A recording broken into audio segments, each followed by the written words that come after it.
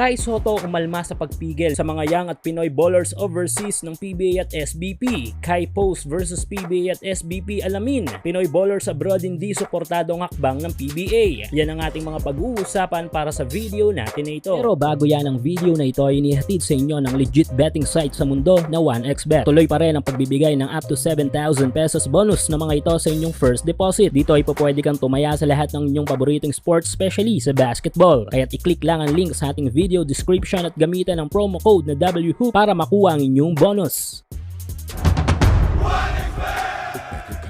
Nito lang ay naging maugong ang usap-usapan sa mundo ng basketball hinggil sa pagpapatawag sa Samahang Basketball ng Pilipinas at ang PBA ng ating gobyerno upang pag-usapan ang mga bagay-bagay sa mundo ng Philippine basketball. At isa na nga sa mga natalakay sa usapin bukod sa ating national team plan para sa 2023 World Cup ay ang pagpunta ng ating mga players abroad upang maglaro sa mga liga sa iba't ibang bansa. Partikular na nga dito ay ang ating mga kapitbahay na bansa na Japan, South Korea, Taiwan. Medyo marami-rami din kasi tayong mga amateur at pro players ang na-recruit ng mga ligang ito. Kasama na nga dyan ang ating mga may tuturing na mga future basketball players ng ating national team at pambansang liga. Naging malaking banta kasi sa ating pambansang liga ang pagbubukas ng oportunidad ng mga liga overseas para sa mga Pinoy players. At ang ilang mga factor kung bakit mas pinili ng mga ito ang mga liga abroad kesa sa PBA ay ang mataas na pasahod, mas malawak na experience at mas maayos at organisadong liga. Yan ang ilan lamang sa mga factor na meron ng B-League ng Japan, T1 League ng Taiwan at KBL ng Korea. Sorry for the word na wala ang ating sariling liga ng basketball. Kaya't papasok na dito ang tanong ng marami na mas pipiliin ba ang ating PBA over this basketball league overseas?